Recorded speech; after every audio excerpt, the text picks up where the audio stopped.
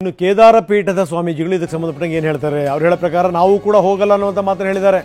ನಾಲ್ವರು ಶಂಕರಾಚಾರ್ಯರು ಕಾರ್ಯಕ್ರಮಕ್ಕೆ ನಾವು ಹೋಗಲ್ಲ. ಕೇದಾರ ಪೀಠದ ಅವಿಮುಕ್ತೇಶ್ವರ ಆನಂದ ಸರಸ್ವತಿ ಹೇಳಿಕೆ ಕೊಟ್ಟಿದ್ದಾರೆ, ನಾವು ಹೋಗ್ತಾ ಇಲ್ಲ ಅಂತ. ಶಾಸ್ತ್ರದ ನಿಯಮ ಪಾಲನೆ ಮಾಡೋದು ನಮ್ಮ ಕರ್ತವ್ಯ, ಅದಕ್ಕೋಸ್ಕರ ನಾವು ಹೋಗ್ತಾ ಇಲ್ಲ. ಈಗ ಪರಿಸ್ಥಿತಿ ಬದಲಾಗಿದೆ, ಆ ಥರ ಯಾಕೆ ಮಾಡಬೇಕು? ಇದನ್ನು ಹೇಳಿದ್ರೆ ನಮ್ಮನ್ನು ಮೋದಿ ವಿರೋಧಿ ಅಂತಾರೆ. ಸಾಧು ಸಂತರನ್ನ ಬದಿಗೆ ತಳ್ಳಿ ಕಾರ್ಯಕರ್ತರು ಕೂತಿದ್ದಾರೆ. ಇದರ ಅರ್ಥ ಏನು?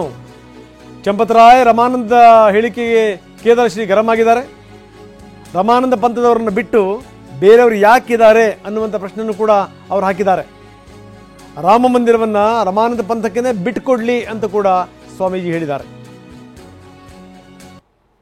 चारों शंकराचार्य वहाँ पर नहीं जा रहे हैं। कारण क्या है, क्यों नहीं जा रहे हैं? किसी रागत द्वेष के कारण नहीं, बल्कि शंकराचार्यों का ये दायित्व है कि वो शास्त्र विधि का पालन करें और करवाएं। अब वहाँ पर शास्त्र विधि की उपेक्षा हो रही है। सबसे पहली उपेक्षा क्या है कि मंदिर अभी पूरा बना नहीं और प्रतिष्ठा की जा रही है। कोई ऐसी परिस्थिति नहीं है कि अपने को अचानक कर देना पड़े। देखो, किसी समय 22 दिसंबर की रात को वहाँ पर मूर्तियाँ रख दी गई थी। वो एक परिस्थिति थी कि रात को 12 बजे जा करके घुस करके रख दिया रामचंद्र दास परमहंस आदि लोगों ने। उस समय के जो वहाँ के कलेक्टर थे नैयर साहब के सहयोग से। और उसके बाद 1992 में ढांचा ढाया गया। उस समय कोई मुहूर्त थोड़े देखा जा रहा था। उस समय जैसी परिस्थिति थी उसी में आनन फानन में तंबू तान करके भगवान की मूर्ति गायब हो गई थी। उसको फिर उनके राजा साहब के घर से उनके दादी जी की मूर्ति मांग करके उसको ला करके रख दिया गया। उसकी पूजा होती रही। किसी ने प्रश्न उठाया? किसी शंकराचार्य ने नहीं प्रश्न उठाया कि भाई ये क्यों किया जा रहा है, मुहूर्त नहीं है। क्योंकि उस समय परिस्थिति थी। लेकिन आज ऐसी कोई परिस्थिति नहीं है कि हमको जरूरी हो गया कि आज 22 तारीख को ही कर दें। आज तो हमारे पास पूरा मौका है, हम अच्छे से बना करके प्रतिष्ठा कर सकते हैं। लेकिन फिर भी अधूरे मंदिर में प्रतिष्ठा कर दी जा रही है, तो ये हम कैसे स्वीकार कर लें? ये हमको कहना ही पड़ेगा पूछे जाने पर कि ये ठीक नहीं है। अब यही हम कह रहे हैं तो हमको कहा जा रहा है कि ये लोग तो विरोधी हैं, एंटी मोदी हैं। इसमें एंटी मोदी की क्या बात है? हम एंटी मोदी नहीं है, लेकिन हम एंटी धर्मशास्त्र भी नहीं होना चाहते। धर्मशास्त्र के अकॉर्डिंग ही हम स्वयं चलना चाहेंगे और अपनी जनता को भी चलाना चाहेंगे, क्योंकि हमको धर्मशास्त्र से पुण्य पाप का बोध होता है। तो इसीलिए कोई भी शंकराचार्य 4 शंकराचार्यों में से वहाँ नहीं जा रहा है। अब जब ये बात सार्वजनिक हुई है तो अब इसको काउंटर करने के लिए वो ये चंपत राय जी कह रहे हैं कि शंकराचार्यों की यहाँ ज़रूरत नहीं है, क्योंकि ये तो रामानंदा संप्रदाय के लोगों का स्थान है।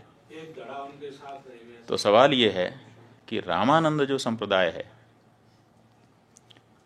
उसका अगर ये मंदिर है तो चंपत राय वहाँ पर क्यों है, ये हमको बताएं। फिर वहाँ नृपेंद्र मिश्रा क्यों है? फिर वहाँ पर वो राजा साहब क्यों हैं? फिर वहाँ पर वो चौपाल क्यों है जो भाजपा का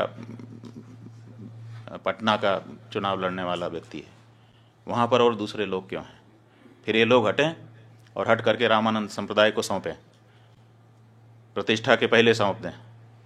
रामानंद संप्रदाय के लोग ही वहाँ प्रतिष्ठा करेंगे, हमें मंजूर है। ट्रस्ट में सारे लोग त्यागपत्र दें। रामानंद संप्रदाय के जो साधु महात्मा हैं, रामानंद संप्रदाय के जो आचार्य हैं, उनको ट्रस्ट को जिम्मेदारी सौंपी जाए और वो लोग प्रतिष्ठा करें। हम स्वागत करेंगे चंपत राय जी की इस बात का, हमें कोई दिक्कत नहीं होगी। हमें दिक्कत इस बात की है कि साधु संतों को हटा करके ये कार्यकर्ता लोग वहाँ पर बैठे हैं और साधु संतों में भेद डालने की बात कर रहे हैं। जब चंदा ले रहे थे उस समय क्यों नहीं ये घोषित किया कि रामानंद संप्रदाय का मंदिर है, रामानंद संप्रदाय के लोग देते?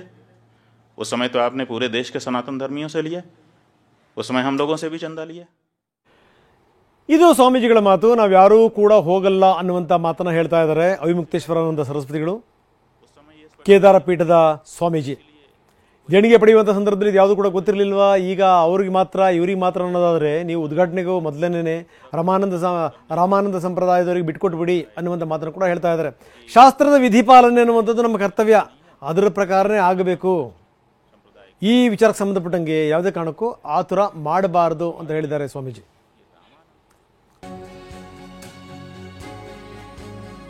ಇನ್ನು ಶಂಕರಾಚಾರ್ಯರ ಮಠದವರೇ ವಿರೋಧ ಮಾಡ್ತಾ ಇದ್ದಾರೆ. ಅಪೂರ್ಣ ಮಂದಿರ ಉದ್ಘಾಟನೆ ಮಾಡಬಾರದು ಅಂತ ಇದ್ದಾರೆ ರಾಜಕಾರಣಿಗಳಿಗೆ. ಇದು ಕೂಡ ಒಂದು ಅಸ್ತ್ರ ಆಯ್ತು. ಈಗ ಬಿಜೆಪಿ ವಿರುದ್ಧ RB ತಿಮ್ಮಾಪುರ್ ವಾಗ್ದಾಳಿ ಮಾಡಿದ್ದಾರೆ.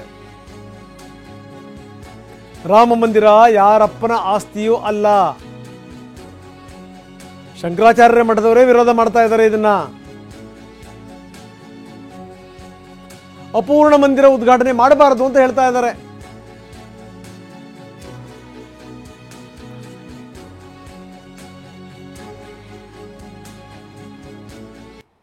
ಶಂಕರಾಚಾರ್ಯ ಮಠಗಳಂತೂ ಅವು ತಮ್ಮದಾದ ಒಂದು ಇಲ್ಲಿವರೆಗೆ ಹಿಂದೂ ಧರ್ಮದ ಬಗ್ಗೆ ಚಿಂತನೆಯನ್ನು ಮಾಡ್ತಕ್ಕಂಥದ್ದು. ಇವತ್ತು ಆ ಮಠದಿಂದನ ಪ್ರತಿಕ್ರಿಯೆ ಏನು ಬಂದಿದೆ ಅಂದರೆ, ಅರ್ಧಕ್ಕೆ ನಿಂತಂಥ ಮಂದಿರದ ಉದ್ಘಾಟನೆ ಸರಿಯಾದುದಲ್ಲ. ಮಠಾಧಿಪತಿಗಳ ಮಾತನ್ನು ಹಾಗೂ ಧರ್ಮದ ಅನುಷ್ಠಾನದಲ್ಲಿರ್ತಕ್ಕಂಥ ವಿಚಾರಗಳನ್ನ BJPಯವರು ಮರೆಮಾಚಿ ಅದನ್ನು ರಾಜಕಾರಣಕ್ಕೆ ಒಯ್ದು ರಾಜಕೀಯ ಲಾಭ ಪಡ್ಕೋಬೇಕು. ರಾಮ ಮಂದಿರ ಯಾರೋ ಅಪ್ಪನ ಮನೆ ಆಸ್ತಿ ಅಲ್ಲ. ಹಿಂದೂ ಧರ್ಮದಲ್ಲಿ ನಾವೆಲ್ಲರೂ ಇದ್ದೀವಿ. ಯಾವತ್ತೂ ಧರ್ಮವನ್ನು ರಾಜಕೀಯವಾಗಿ ಬಳಸ್ಕೊಂಡಿದ್ದಾವೆ. ಯಾವ್ಯಾವ ದೇಶಗಳು ರಾಜಕೀಯವಾಗಿ ಬಳಸ್ಕೊಂಡಿದ್ದಾವೆ ಆ ದೇಶ ದಿವಾಳಿ ಅಂತ ಸಾಗಿದೆ. ಯಾವ ದೇಶಗಳು ಈ ಧರ್ಮವನ್ನು ರಾಜಕಾರಣದಲ್ಲಿ ಸೇರಿಸಿದ್ರೋ ಆ ದೇಶಗಳಿಗೆ ಯಾವತ್ತೂ ಅಭಿವೃದ್ಧಿ ಮತ್ತೊಂದು ಆಗಲಾರದೆ ಭಾವನಾತ್ಮಕವಾಗಿ ರಾಜಕಾರಣ ತಾವು ಅದರ ಲಾಭ ಪಡ್ಕೊಳ್ತಕ್ಕಂಥ ವಿಚಾರದಲ್ಲಿ ಸನ್ಮಾನ್ಯ ಶ್ರೀಯುತ ಮೋದಿ ಸಾಹೇಬರು ಇಂತಹ ಕುಟಿಲ ತಂತ್ರಗಳಿಂದ ಮಾತ್ರ ಇವರು ಪ್ರಧಾನಿ ಆದದ್ದೇ ವಿನಃ ಇವರು ಮತ್ತೊಂದಿಲ್ಲ. ಶಂಕರಾಚಾರ್ಯ ಮಠಗಳಂತೂ ಅವು ತಮ್ಮದಾದ ಒಂದು ಇಲ್ಲಿವರೆಗೆ ಹಿಂದೂ ಧರ್ಮದ ಬಗ್ಗೆ ಚಿಂತನೆಯನ್ನು ಮಾಡ್ತಕ್ಕಂಥದ್ದು.